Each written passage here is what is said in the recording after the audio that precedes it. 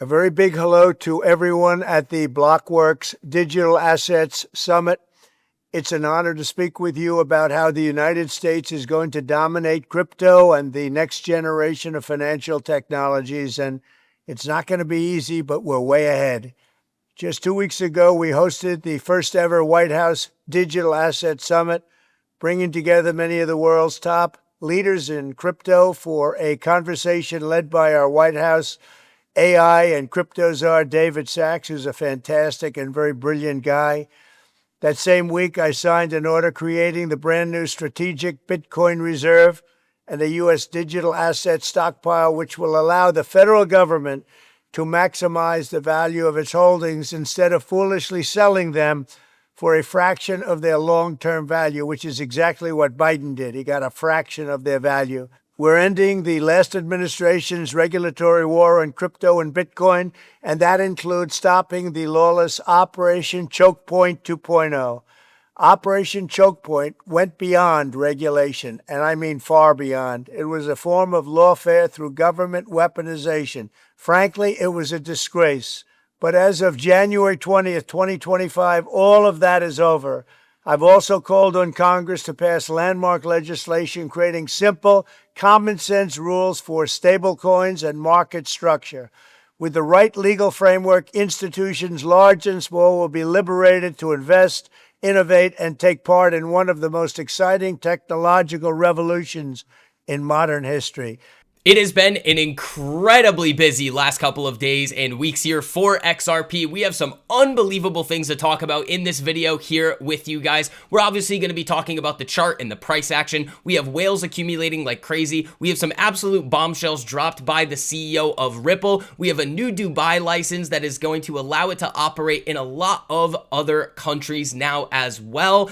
Guys, we have a lot to talk about here. Before we get into all of that information, if you guys do enjoy the information and analysis that I provide for you guys in these videos here, make sure you go down and hit that like button. It costs you nothing to do it, but it helps me out a whole lot in spreading these videos out to as many people who actually want to learn about everything that's happening with XRP. If you guys are an XRP holder, let me know down below in the comments here. And if you never want to miss another video like this, make sure you guys are subscribed and turn on notifications so you never miss another one of these videos right as they go live. But the first thing that we have to talk about here, guys, is on-chain data from Sentiment reveals that XRP whales have acquired approximately $464 million worth of digital assets this week alone. This follows an even larger accumulation of over $700 million earlier in March, signaling strong institutional confidence in XRP's future. Now, speaking about institutional confidence, we do have a lot of these ETF filings with the SEC right now. We have Bitwise, Canary Capital, 21 Shares, Wisdom Tree, Pro Shares, Coin Shares, Grayscale, Volatility Shares, and Franklin Templeton. These are just a list of a few of them right now, guys. But one of the most important things that we have to start looking at and looking into right now are some of these comments made by the Ripple CEO yesterday, and these are incredibly important. One of the things that he mentioned, Ripple CEO confident of XRP being included in the U.S. strategic reserves, says an IPO is possible, but let's actually hear some more details here directly from the CEO's mouth. My understanding is there's going to be a Bitcoin strategic reserve. There'll be a crypto stockpile representing other cryptos. And I would expect that will include XRP. Look, at the end of the day, I think the stark contrast is in the Biden administration, we couldn't get a meeting with people at the White House. So I have immense confidence on the ETF. I think there's 11 different filings pending with the SEC to launch ETFs from everybody from Bitwise to Franklin Templeton and a whole bunch of people in between. I think those will be live in the second half of this year.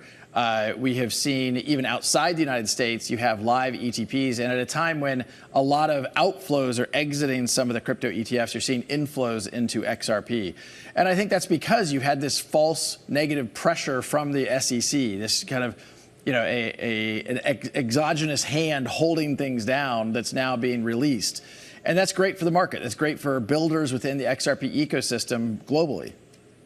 So you guys heard it there first, directly from the horse's mouth, that not only are we going to be receiving ETFs at some point this year, but there is also a very high probability that XRP is going to be included in the strategic crypto reserve, which again, with this type of pro-crypto administration that we have right now, having XRP included is a really solid sign, because again, there's a lot of other cryptos out there that were not included or were not mentioned, but it just kind of goes to show the overall strength and respect that XRP is getting, not only from institutions, but also from this new administration. Now, I also want to bring you guys over here as well to talk about some other really great pieces of news before we talk about some of the smaller pieces of news and the chart of XRP and everything that you can look for going over the next couple of weeks here. So the price of XRP linked token jumped more than 10% Wednesday afternoon after Ripple chief executive Brad Garlinghouse said the Securities and Exchange Commission will withdraw its appeal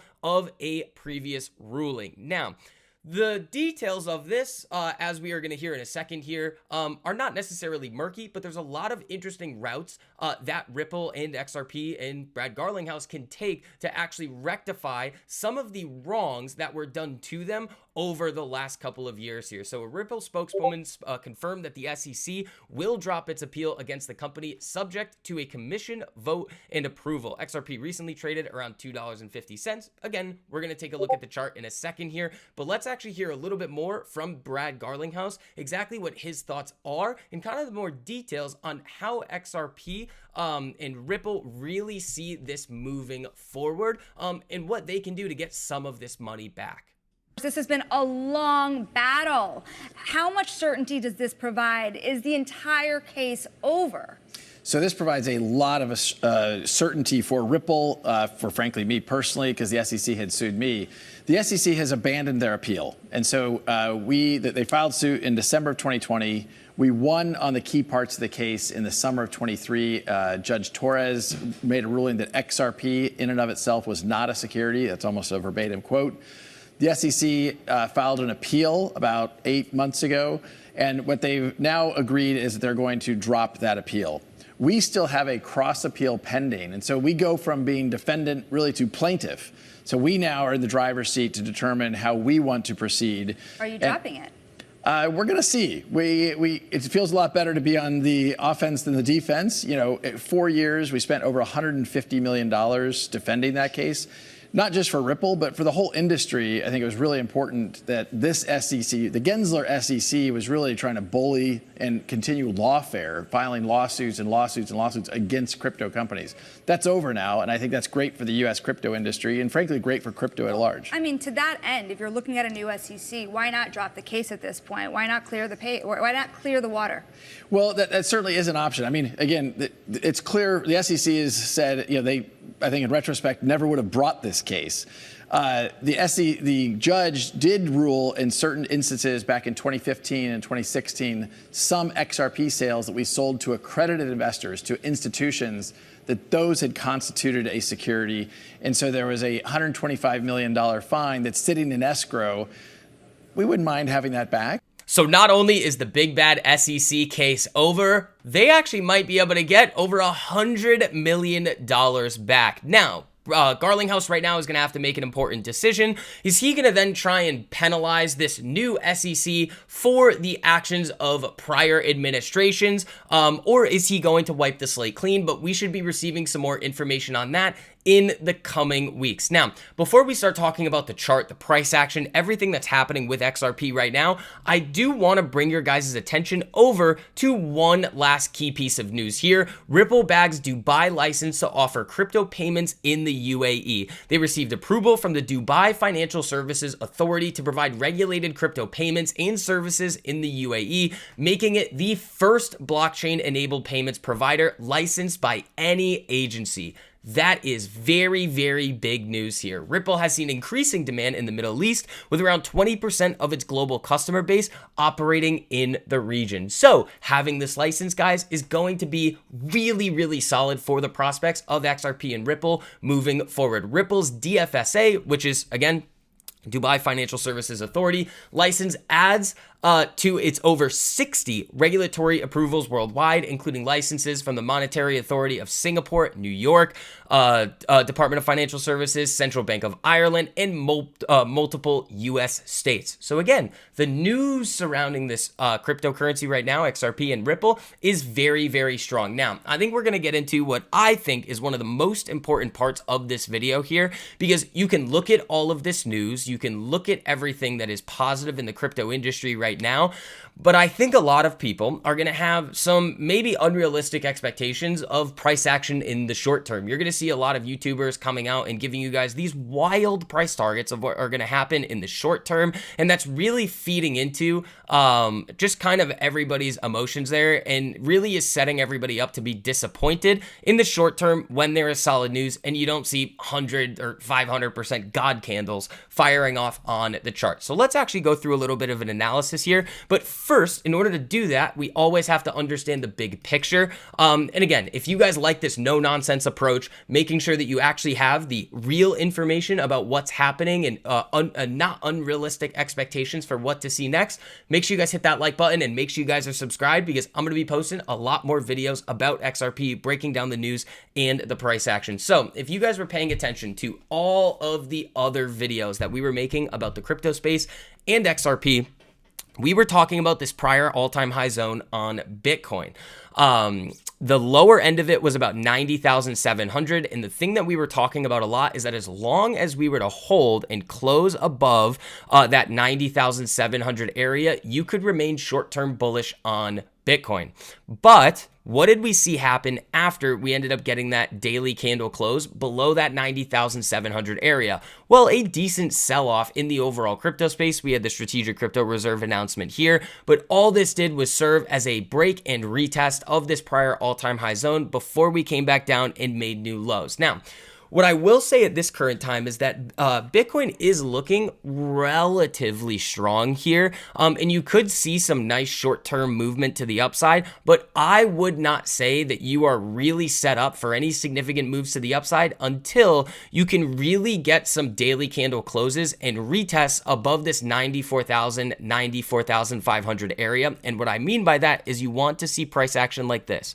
Move up through this zone, and then you want to see it come down and retest this area, find it and use it as an area of support, and then start to move back to the upside. That is what you want to see in order to be bullish on the crypto space as a whole, because it is very possible that we end up coming down here, breaking, retesting this area, and then moving right back to the downside here again, especially with all of the geopolitical risks that we are seeing right now with tariffs. We did receive some very interesting news from the Fed yesterday, which we can talk about in a whole nother video. I don't want to make things too complicated for you guys in this one, but that's what you want to see in the overall crypto space there. But you do have to be worried about that break and retest of this zone starting at about 90,700 on Bitcoin. Now, moving over to XRP here.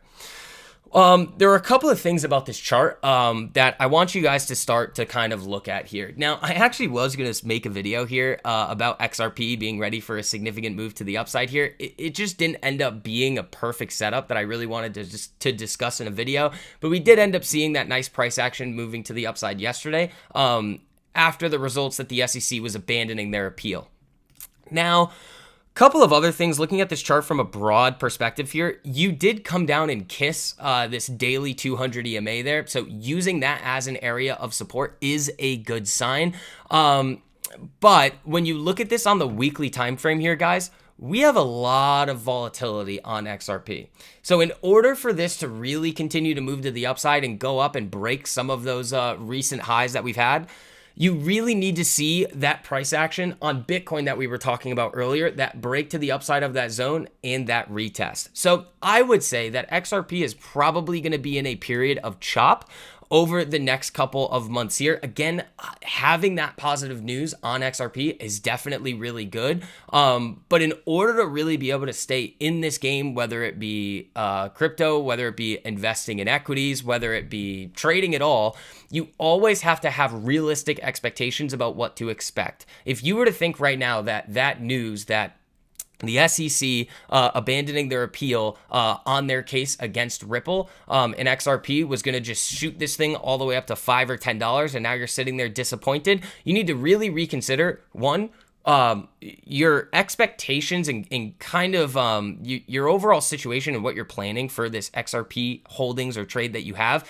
And you also really need to reconsider who you're listening to. If there are people out there saying that XRP is going to rip to 100 right now, they aren't doing you any favors, and the only thing that they're doing is making money off of you with the clicks and views that they are getting from you. Now, again, I would say right now that you are looking at a little bit of a medium-term trend shift on XRP, and in order for me, again, to become really bullish, I would like to see some candle closes above 264, maybe even get up to that 284 area, but the real strong sign that XRP is ready for some continued aggressive moves to the upside is going to be breaking above that $3 area, that move that we saw on the announcement of the strategic crypto reserve. So that is what we see here, guys. Again, this video went a little long. If you guys did enjoy the information and analysis I provided for you guys in this video here, make sure you go down and hit that like button. It costs you nothing to do it, but it helps me out a whole lot in spreading this information out to as many people who actually want to learn. And again, if you never want to miss another video like this,